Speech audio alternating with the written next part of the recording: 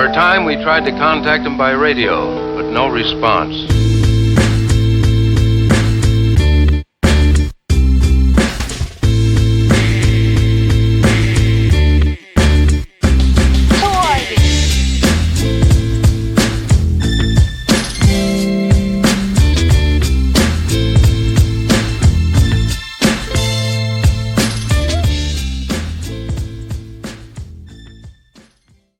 All right, wrestling fans, this Sunday night is the 34th edition of the Survivor Series. Steve, this Sunday, it's not only the best of the best, but it's also the 30th anniversary to the day of when The Undertaker debuted in the WWE. How are you feeling going into Survivor Series this year? Do you think Vince McMahon saw the movie in the 80s, The Best of the Best, and that's how he came up with the idea for Survivor Series? Because it was 5 against 5? Probably, because, I mean, he just follows pop culture stuff. That's why we saw a pay-per-view called Great Balls of Fire, completely outdated, so it would make sense. Best of the Best, great movie in the 80s, does not hold up today. Horrible. I don't even know if I ever saw that. It was so great as a kid, but yeah, no, it's not one of those ones that holds up. It's, yeah. Excited. Actually, I'm not. No, I mean it's not Survivor Series. It's changed the name of the pay-per-view to Bragging Rights because it's brand versus brand. Yeah, it's not Survivor Series like how we grew up on Survivor Series since the first pay-per-view back in, I believe it was 87 was the first one. Yes. Or 88. Right after, the same year as WrestleMania 3 it started. Yeah, so it's not what it was for sure. It's too focused, brand v brand, which I believe the first SmackDown versus Raw was back in 2005, so 15-year anniversary of that match this year. So interesting little nugget there. And we'll see if it really is truly Undertaker's final farewell. He's been on a press run lately and doing TikTok and People Magazine. If there's one person in the world that should not be on TikTok, it is Mark Calloway. He shouldn't be in People Magazine. This is true. So, yeah, I mean, I'll watch it just because I don't got nothing else going on Sunday night. So let's break it down and get into it and see what we got here from this year's edition of Survivor Series.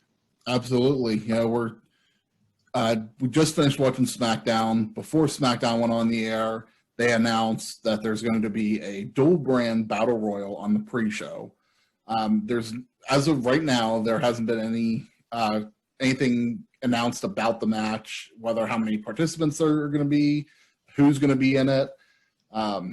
I'm thinking just off the top of my head that this is probably going to be a 10 Raw, 10 SmackDown competitor match. And so no stakes, no nothing, just a battle royal, just to put something on a kickoff show, just to get something on there.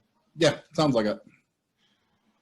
So okay, I've been during SmackDown. I was trying to think of who's not in a match on the main card that is going to be put in this match that I feel. Not that someone that I want to win, but someone that they're trying to push that could win this. Big E? Honestly, he did not come to mind. So I like Big E. My gut was telling me Lars Sullivan. Oh, God, no. I'm not a fan, but it's not. I would pick him by choice, but no. If he wins, that might get me not to watch the pay-per-view. If Lars Sullivan wins this battle royal, I probably won't watch the pay-per-view. Big E would definitely be the best person to win it. I mean, we saw tonight on SmackDown. He's not involved on the Survivor Series team, so that spot went to Otis, and we'll break that match down later. But if Big E's going to get this singles push, then you got to get the ball rolling, and I guess this would be a good way to kick it off. Although, if he wins this battle royal, that means he's not going to win the Royal Rumble. Yeah, or if they would do an Andre the Giant battle royal at WrestleMania again, if they bring that back. I don't get it, but okay. All right, So I can care less about this. It doesn't matter. Like, it was a whatever. throwaway match. It was basically to give everybody extra payday. I'm not about putting everybody on the card. You know, for me, it's always I'd rather see quality over quantity. You know, whenever it comes to matches and the amount of people used. So yeah, for me, this is nothing. So Okay, so then again, this goes back to me with the tagline "Best of the Best," but calling it bragging rights. So the winner is going to be obviously from Raw or SmackDown. So that's going to put a one W in the column mark for Raw or SmackDown to tally up to see who's the better brand. yeah, so I mean, really, it could possibly be like the tiebreaker match because that, as of right now, that would be the 7th match on the card. So wouldn't be able to end up in a tie. That could be, you know, the tiebreaker match. But they've done the pre-show matches before, and then they never counted them towards the wins and losses in the night. So they do what they want to do, and it's one thing. Right. Well, we spent way too much time on that, so let's move on to the main card. All right, let's start out. We're going to start with the title matches. The first title match being United States Champion Bobby Lashley versus Intercontinental Champion Sami Zayn. How do you feel about this match? I can care less. Neither belt has any.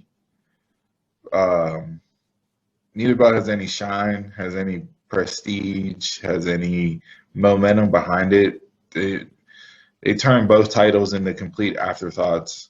Nobody even cares or even remembers who the U.S. or Intercontinental Champion is, which is crazy, especially with the IC belt, considering that used to be the springboard belt back in the day, where that champion would go on to be the next guy and be catapulted into the main event picture, and now it's literally, it means nothing. Yeah, in a way, it was kind of like the title in the late '80s, early '90s, while Hogan was champion, because it was your workhorse champion. Hogan held the belt for so long, they couldn't develop anybody above him or even underneath him, really. So, you had the Bret Harts, the Macho Mans, the Shawn Michaels, the Mr. Perfects, and we can go on and on and on with that list. But yep.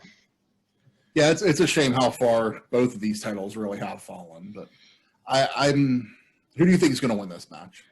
I have Sami Zayn, just given the fact he's been very creative with his finishes, going back to the ladder match when he won the Intercontinental title back from AJ Styles and Jeff Hardy. And I like the way he beat Apollo Crews on SmackDown last week with, casually ripping away the ring apron and trapping Apollo's feet in the netting underneath the ring. So I'll go with Sami Zayn here with some type of screwy finish. Okay. I can actually see the justification in that, because when this match was made, I could see this being as the one guaranteed Raw match win for the night, with Bobby Lashley being the United States champion. But like you said, Sami Zayn's been very creative on how he's won matches lately. So I wouldn't put it past Sami to win, but I'm going to go with Bobby Lashley for the win. Okay. So moving on, we'll go to the Tag Team Championship match. The New Day being Kofi Kingston and Xavier Woods versus the SmackDown Tag Team Champions, the Street Profits, Angelo Dawkins, and Montez Ford. Yeah, we saw tonight on SmackDown, Kofi with the splash on the Montez and kind of the dissension amongst team members that are facing each other. Not a fan of how that whole match came together with the open of SmackDown, but we won't get into that right now since we're breaking down the Survivor Series card. My brain tells me New Day. My heart and gut are leaning towards Street Profits, and I'm saying that for New Day to give them the rub. Not that they need it, but I think if you're going to establish them as a legit top-tier tag team, and yes, they've been champions, but they really haven't beaten anybody because of how weak WWE's tag team scene is. Mm-hmm.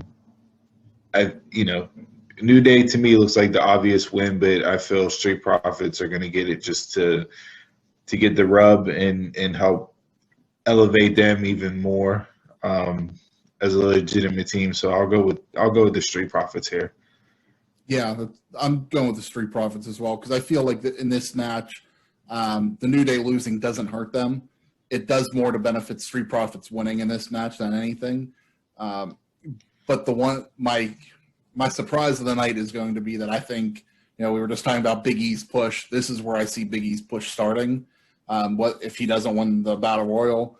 I'm thinking Big E turns on New Day in this type of scenario because it doesn't matter at this point. And, that this begins his singles push. But if you go with that logic there, right?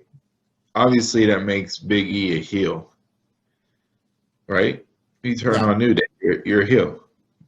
Roman Reigns is your champion as what? A heel? So if that's what you're going to do, then come Mania or whatever, Rumble, whenever, Big E as a heel against Reigns doesn't work to me. I just think it doesn't make sense for Big E to still come out as really the third member of New Day when the New Day isn't together anymore. And you need to. Well, I mean, New Day was on the show tonight. You didn't see Big E at all with them. No, but I mean, he still comes out in the same getup. Still comes out, and everything. So it's like he's still the third member, but just not a part of the group anymore. That's interesting. We'll see. I don't know if I'll think about that while we're talking through the rest of this card and maybe come circle back around to that at the end here. But Okay. All right, so we both got Street Profits though, right? Yeah. Yes, sir. Red Cup Raisin. Hey, they want the smoke. That's right. Might need smoke to get through this pay-per-view. I can tell you that much. I will do the smoke, but I might need something. Might need to work on that 6-pack a little bit. Next up, we're to go with Raw Women's Champion Asuka versus SmackDown Women's Champion Sasha Banks. So obviously, we've seen these two, especially over the latter part of the year here. When Sasha and Bayley were the golden role models, and the back and forth with Asuka there. Sasha beating Asuka, and then Asuka taking the belt right back off of her at SummerSlam, and being the champ ever since. I like the promo and the in-ring interaction between them two tonight on SmackDown. Asuka hitting me with the John Cena "You Can't See Me" was just fantastic. I put that right up there with her "Holla Holla Holla" with the Teddy Long bit from the Law and Otis segment that they did. This is where I see WWE booking a smudge finish and having Carmella come in and cost Sasha the match or getting DQ'd. I don't think we'll see a clean finish between these two. So I 100% agree. Yeah, I don't. They're obviously going with Carmella versus Sasha.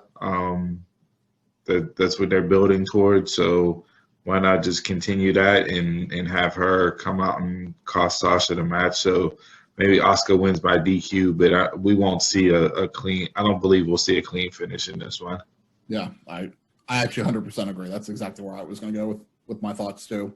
Okay. So that'll put us to the singles main event of the night being Raw WWE Champion Drew McIntyre, who just won the title this past Monday, defeating Randy Orton, versus SmackDown Universal Champion Roman Reigns. So a lot of scuttlebutt. Nice word for an Italian. Scuttlebutt, as Conan would say, nice word for a Latino on his podcast. But so a lot of people were like oh, this Drew and Roman, this needs to be WrestleMania main event. This is the match that we need. This is the match that we want. And I'm like, pump the brakes on that. I don't necessarily agree with that sentiment.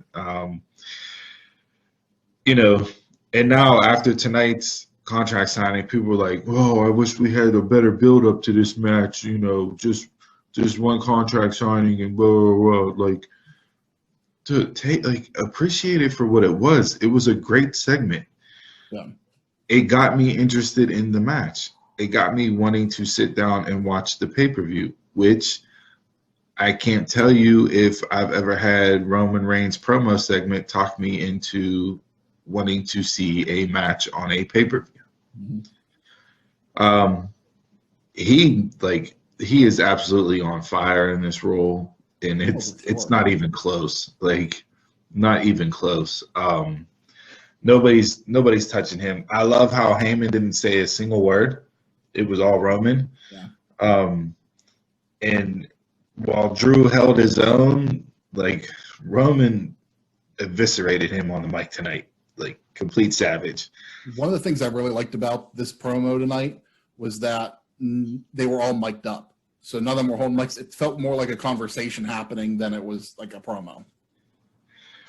And it, the tone was set with him making Pierce get up so he can sit at the head of the table. Yeah. I thought that was such a nice little touch, and Cole called it out. I think it was Cole, him or Graves, one of them two called it out on the broadcast and said, Roman sits at the head of the table.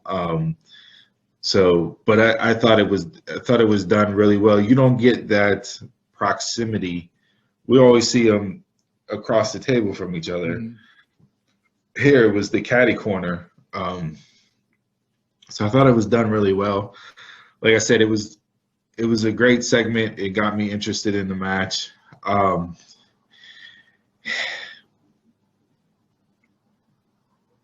Roman, I mean, you don't know where to go. Honestly, I really don't.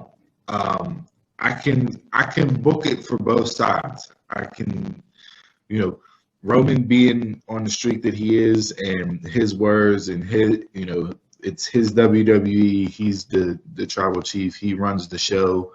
Let him prove that point. The way he ran down McIntyre, though, and the booking of McIntyre between last Friday and Monday and now tonight, being talked down to, right guy, right place, wrong time. You'll always be my favorite number 2. They only give you the belt when I'm busy or not around or not interested. Like, and, Drew setting it up with the, please underestimate me because I'm going to bring it to you on Sunday. This is such a toss-up. Honestly, I don't have a strong feeling one way or the other because I can see it going for both guys. Okay.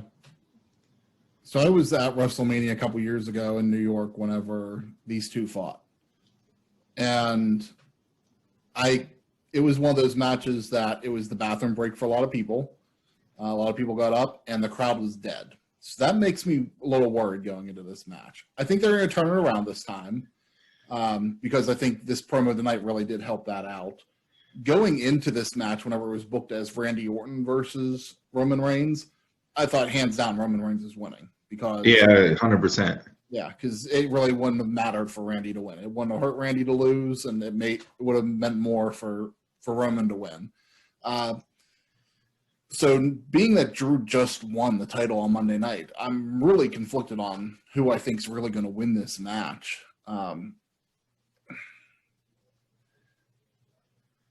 still going to go with Roman, I think, for the win. But if there's no interference in the women's match, I could see interference in this one. So I'll go with maybe it would be Sheamus costing Drew the match, to set up their feud. Which I called. Yeah. Go back and listen. Check the archives on that. I said that's going to be your feud on Raw for the belt. So I'll give myself a pat on the back there. Yeah, because I mean, Roman's not really feuding with anybody right now. I think they're going towards Daniel Bryan, and that'll be probably Royal Rumble. Okay. And that's we have TLC in December is the last pay-per-view, right? But I think that's more Jay and Daniel Bryan will be in a TLC match. Okay. And then Bryan beats Jay, and that's how he gets Roman in the Rumble. Just off the top of my head, not even like really thinking about it, but just kind of like where you could see it going. I'm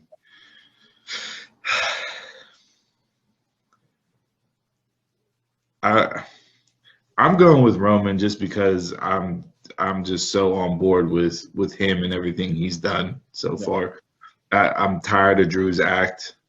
I don't think him winning the belt back does anything that it doesn't change the run he was on and the run he was having before he lost the belt. So to me, it's just like it's like a CD skip. If your kids aren't old enough to remember driving around in a car, you'd hit a bump and your CD would skip, and it would always skip on that track anytime after that. But it was the same song. To me, that's Drew now. Like he had the belt, he lost the door, and he won it back, but nothing's changed. It's still the same song.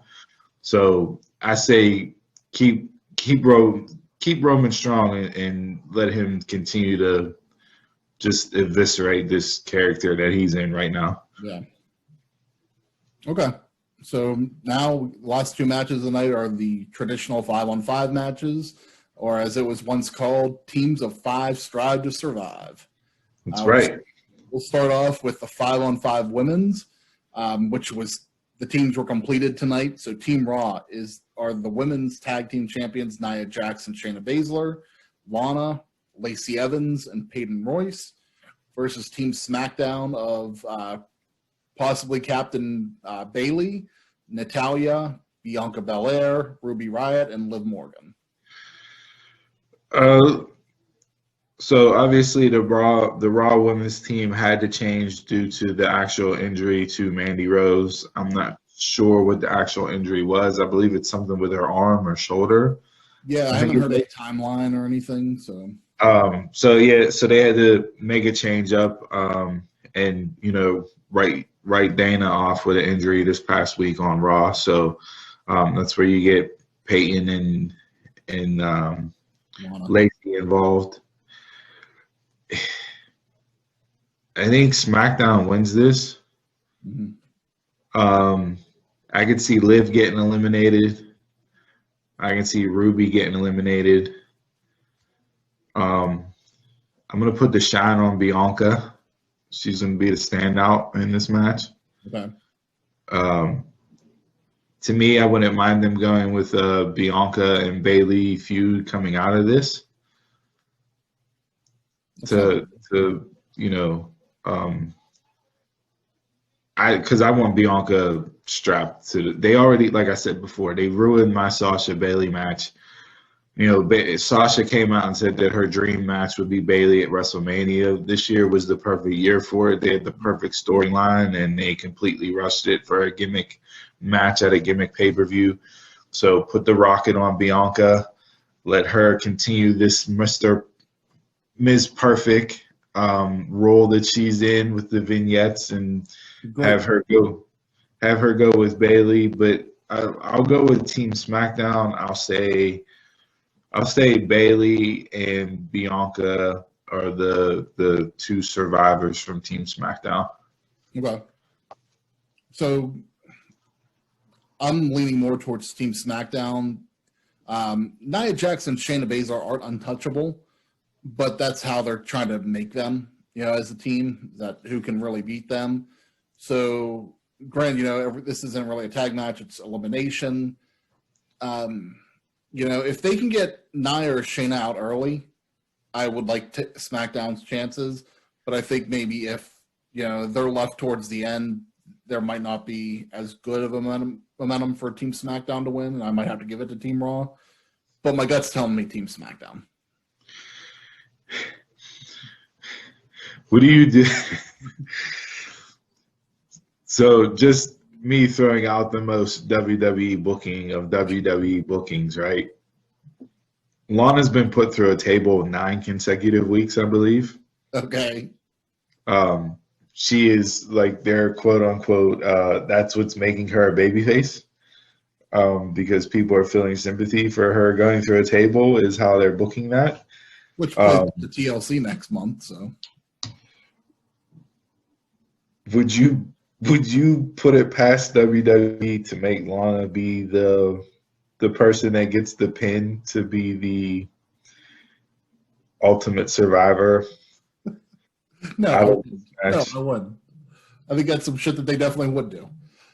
Do I hope that's what happens? No, not at all. But because I can see Nia getting mad at her, putting her through a table, and then her coming in at the end of the match to get a roll-up win to be the sole survivor for her team. You know, you put it out in the world, and that's probably what's going to happen now. You had to put it out in the universe.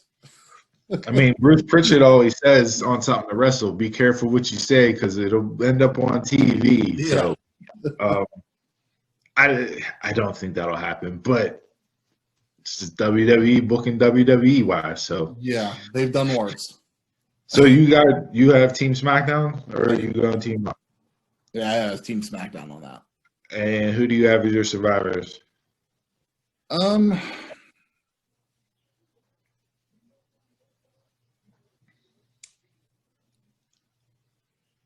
Long pause. That good thing we're not on radio. They would have kicked us off. I'm really not sure who I have as the sole survivor. If there would be a sole survivor, I don't see Ruby and Liv lasting. If they're the ones that win, I'll go Bianca, Bailey, and Natalya just for that. I don't think that's what it's going to be, but that's what I'll go with. Okay. All right. Last but not least. All right, so the main event, or we'll see where it falls on the card, is the traditional 5-on-5 men's match of Team Raw featuring AJ Styles, Keith Lee, Sheamus, Braun Strowman, and now just Riddle. Riddle me this, Vince. Yeah. It's so stupid. Versus Team SmackDown of Kevin Owens, Jey Uso, King Corbin, Seth Rollins, and as of tonight, Otis. What the hell is Otis doing on this team? There is no reason Otis is in this match. When Adam Pearce just gave him the match tonight, it's like why? Like so, like you said, why can't they put someone better like Big E in the match instead of putting Otis in there? So last week, Big E was supposed to have a match for the last spot of the Survivor Series team, but apparently Vince X'd it out at the end of the, on the final write-up or whatever, and decided not to go with it. So I figured coming into tonight that he would have a match, and that's how he would get on the team. Okay. I never expected them to just do hey, I'm going to pick the fifth member of Team SmackDown. Such horrible booking. It's unbelievable. It is. Team Raw obviously hasn't been able to get along since they announced who was going to be on the team.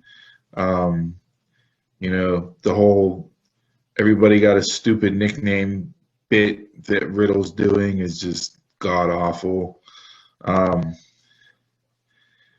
Man, what a difference. Like last year, Keith Lee was the star coming out of Survivor Series, and look at him now.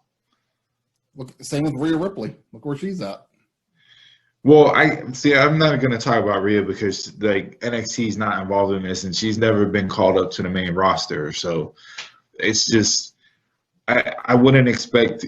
Would I expect Keith Lee to be on the main roster at this point in time? Yes. Would I expect him to be how he is on the main roster? No, not after that Survivor Series. Like he went toe to toe with Roman and he was the star of Survivor Series last year. Yeah, everybody thought that he was going to be on a quick rocket to rise on the main roster. Right. So, I mean, Raw's team, when you look at it, that's a lot of beef to overcome. Mhm. You know, Keith Lee, Sheamus, Braun. If I got SmackDown winning the women's, I'm going to go with Raw winning the men's. Okay. I don't think one brand will win both Survivor Series matches. So I'll go with Team Raw, and God, I don't even know who to pick as a sole survivor. Maybe AJ. That'd be. I don't know. This This is going to is come down to one. maybe like I don't. Yeah, God. Like if it's Otis against Riddle at the end to see who's the sole survivor Survivor Series, I'll drop kick my television. Again, things you have to keep putting out in the air. So all I need is Otis hitting a caterpillar on Keith Lee to be the sole survivor of Survivor Series. I can definitely picture Matt Riddle, being eliminated in this match. But I'm with you. I think Team Raw just has a little bit more power than Team SmackDown this year. So I think that's who I'm going to go with. I think I might even go with Braun and AJ as the sole survivors of the team. I didn't go back to see how they traditionally or how this has been broken out as far as SmackDown versus Raw and who's won the most head to heads and like how dominant they've booked them. In the past? Yeah, in the past. I didn't go back to do that. But usually Raw's been the leading brand between the two, just because it's the flagship. But last year, NXT, pretty much wiped the board with everybody. But yeah, that's why I think Team SmackDown's going to dominate more this year, just because they're kind of seen as the flagship now, being on Fox. well, they got more viewers than Raw. Yeah, for sure. I'm not confident in this one. Like I said, I think whoever wins the women's match, the other brand's men's team will win the men's match. I don't see both brands picking up both Survivor Series team matches. And I mean, and as we know, it really doesn't matter. There's nothing that after Survivor Series is over that for brand supremacy. None of this matters. None of this matters anyways. You had a draft a month ago, and all of Raw is made up of SmackDown people except for Keith Lee. Yeah. Sheamus, AJ, Braun, and Riddle were all SmackDown draft picks. I think it was Brian Garwitz, former writer of WWE, posted something that said the exact same thing today. And you had brought this up even before on the podcast, so it's the first time I saw this. But yeah, he even brought that up. He goes, "So we're going to do brand supremacy, 4 weeks after we had a draft with people that were on the previous shows." And he goes, "I'm fired, right? I can see myself out." Just like, yeah, the logic isn't there. No, it's not. It's so stupid. Like even the tag team title, best of the best. It's Street Profits were Raw tag team champs. New Day was SmackDown. They just handed each other the belt, and now they're facing each other for Raw or SmackDown. Whenever you look at them and you go, well, Street Profits aren't SmackDown champs. They're Raw champs. Yeah. The only one that could have made sense for anything could have been if Bayley was still the SmackDown Women's Champion, just for how long she held the title, and establish herself as, like Miss SmackDown in a way. Hey, I've been champion for whatever it was, 300 some odd days. It's like no one can beat me on SmackDown. Someone from Raw is not going to beat me. But, we're doing all this prediction and talking, and like we're hesitating calling these matches, and not because we don't know what to do, or that it's that difficult of a choice. I think it's more like, at least for me, I am just so amazed at how much of an afterthought Survivor Series is when it was one of the big four traditional pay-per-views. And like, oh, it's November, so hey, we have Survivor Series. And just a few short years ago, they were honestly talking about getting rid of the pay-per-view. Altogether. Yeah, rebranding it as something else. Which maybe this might be the first year in stepping to that with this whole best of the best and bragging rights where it's just strictly a brand versus brand pay-per-view. The other thing that I don't get, right? You have best of the best, champion versus champion. Why would that not be on, I don't know, Clash of Champions, where you actually have the champions clash against each other? That makes more sense for that pay-per-view instead of, oh, I'm a champion, so I'll defend my title.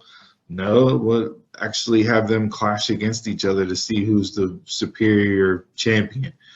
That makes more sense to me than this stupid best of the best tagline bullshit. What do I always say? There's logic does not make any sense in wrestling. Now I'm talking myself out of pay-per-view. I gave myself hope. Drew and Roman talked me into it, and now I'm like, you know what? Screw it. I don't even want to watch this. Who plays on Sunday Night Football? Because I might watch that instead. Ridiculous. You know, this is what WWE does. Hey, nice merch, by the way. I like that hoodie. Yeah. I don't know. Some guy dropped it off at my house the other day. So That'd be this guy right here. got the hoodie, got the Yeti cup. You know, Got the Yeti cup. Yep. If you marks out there want to join in and you know like the hoodie and want to get out there and support the brand and get the name out there and tell your friends Christmas is coming up, let us know. Shoot us an email at dumbmarkspod@gmail.com and we'll get some information from you and we can certainly have that done for you. So feel free to hit us up and let us know. This is gonna look good under the Christmas tree. Absolutely. All right, so you have Team SmackDown? No, I'm going with Team Raw as well. All right, so we're both going Raw and the men's. Okay. What a shit show. Honestly, if you're looking at this card, what really draws your attention? Really, the tag match and the women's match are the ones I'm looking the most forward to. That's it. Any prediction on match of the night? I'm thinking the tag match, New Day versus Street Profits, is going to be match of the night. Yeah, I'll agree with you there. I think they're going to go out there and kill it. That's what those two teams do. They bring down the house. Yeah, Dawkins is starting to.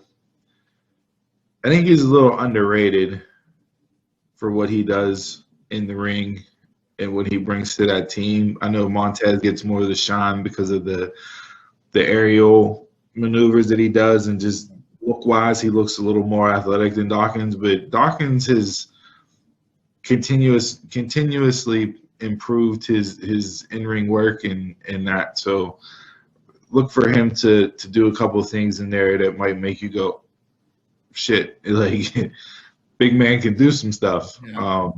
We know what Xavier and Joe do. So, all right, well, that's the predictions for Survivor Series.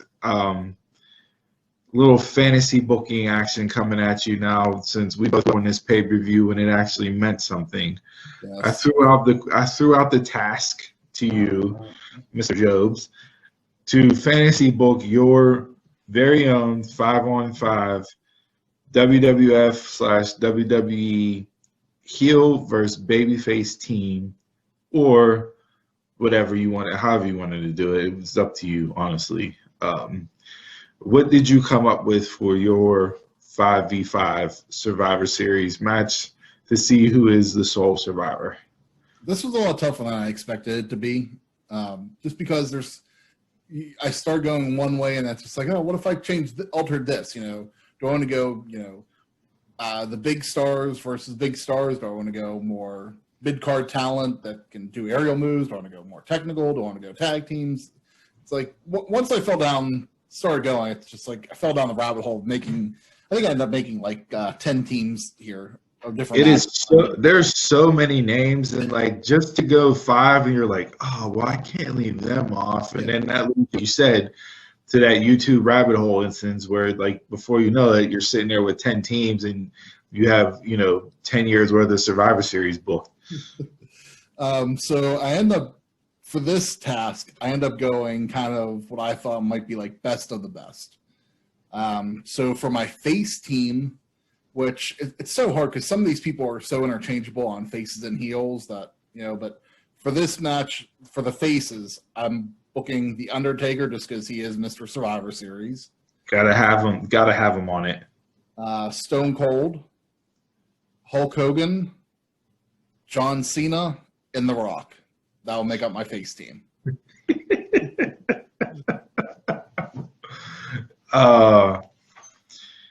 Well, you kind of stole my team. Literally, I mean, automatically, if you're thinking all-time face teams, automatically you go Hogan, Austin, Rock, Cena, and then like you said, you gotta have Taker. So like I'm there with you for that. So I'll completely agree with you 100% with that. That was literally who I had on my all-time face team. So, and we did not talk about these lists prior to this podcast, prior to this video of us recording. So that's funny. That's why I laughed, because I was like, is he really about to read off the same team that I had? The same, all the people that you could pick, and we come up with the same 5. Let's see if we differ for the heels. So probably one of the best heels that I could think of was $1 Million Man Ted DiBiase, Andre the Giant, the Nature Boy Ric Flair, the Viper Randy Orton, and the King of Kings Triple H. Oh, that's not a bad team there. I'm gonna go with I also had Andre. Okay. With Bobby Heenan in his corner from the Heenan family. Yeah. I also had Ric Flair. Okay. 91, 92 Ric Flair, that heel Ric Flair. Give me that. I went with King Randy Savage. Okay. Heel Savage.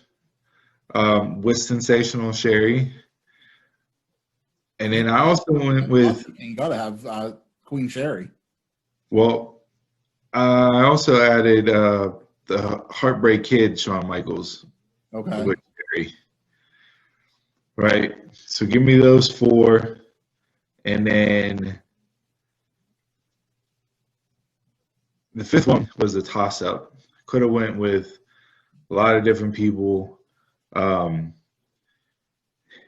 I threw in Hot Rod Roddy Piper. Okay. That's my 5th heel. One of the best heels of all time. Yeah. I mean, you could literally sit here for hours and hours and hours and do this. Yeah. Like you said, you could break it down by decade. You can break it down by technical wrestlers. How do you leave off Bret Hart? How do you leave off Kurt Angle? How do you leave off Eddie Guerrero? Like, how do you leave off, and this name is not going to sit well, but like, how do you leave off Benoit? Like, you know what I mean? There's so many people. How do you leave off Mr. Perfect? Like, there's so many people. The list goes on and on and on and on. Yeah, I added Perfect. I added Miz. I added Jericho, Owen Hart, Kurt Angle, Bret Hart, Texas Tornado. It's like, yeah, you can go. The list can be endless of making matches. Yeah, literally can be. Hell, like, I mean, you could almost do Evolution, right? Mm-hmm. But not that version of Flair, the 90 version of Flair. Okay. So you have those 4 men right there, and then throw in a 5th for whoever the hell you want. Like, I didn't even have Triple H on my team, and I would consider him, There was even many years that the Survivor Series teams were just 4-on-4 too. It wasn't necessarily the 5-on-5, so you could go right. Evolution as the 4. But I mean, like, like we didn't say Edge, like, there's so many people when you start breaking it down. So I had Roddy Piper, Shawn Michaels with Heartbreak Kid with Sherry, King, Macho Man Randy Savage with Sherry, Andre the Giant, and Ric Flair for my 5 heels. Faces were the same as yours: Hogan, Cena, Rock, Austin, and Taker. Great minds think alike.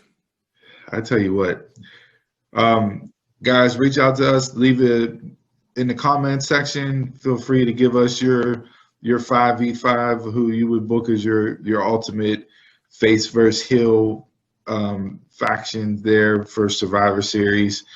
Shoot us a tweet, something, Facebook, whatever the case may be, but let us know. Comment, like, dislike about the video. A little bit, 2 days off from Survivor Series. Hopefully the go-home show, SmackDown tonight, got you excited for the pay-per-view, and we'll see how things pan out. But this pay-per-view after Sunday will be a complete afterthought with none of the matches meaning anything. And we'll just move along to the next pay-per-view. Yep. What a joke. Well, at least the next pay-per-view to watch for WWE will be NXT War Games. So at least that will be something entertaining to watch. I'm more excited for the 4-on-4 matches in that than I am for the Survivor Series teams in this one. Oh, yeah. I always look way more forward to NXT at the takeovers than I do for any WWE pay-per-view. Oh, no. I agree, too. But I'm just saying, like, if you're going multi-person match versus multi-person match, like, not take the War Games stipulation out of it and just contextually look at the teams. Undisputed Era versus who I think should be the NXT champion, Pat McAfee, and how do I the cancel out of here? The Kings of NXT, that 4v4, and then the women's. Like, I was a little jacked off there. Like, they're really starting a feud over the crushing of a Tank, and then after the package aired on Wednesday, I was like, oh, Tank, War Games. Tank is a symbol for War Games. But it'll be interesting to see who they put on as the 4th member for the women. I like both teams, how they stack up so far. I'm going to shoot my shot early and say Rhea Ripley gets added in just because she's been feuding with Raquel Gonzalez. So she'll be the 4th since she just lost to EO on Wednesday night. So that'll be the 4th person, because I can't think of anybody else to be added to the babyface team. Yeah. Not right now. All right. Anything else Survivor Series wise? No, I think we covered everything. Guys, just make sure you like us across social media at DunmarksPod on Twitter, Facebook, and Instagram. Enjoy the Check out tonight.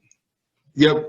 Watch the pay-per-view. Make your predictions. Let us know who you got. Keep score at home on Sunday. And then on Monday, get ready to listen to episode 12 of the Dunmarks Pod, where we'll cover everything in the world of pro wrestling from our Bell to Bell segment, along with This Week in Sports, Drink of the Week, and maybe we'll do a little Fat Kid segment, talk about some Thanksgiving dishes, since Thanksgiving is coming up this week.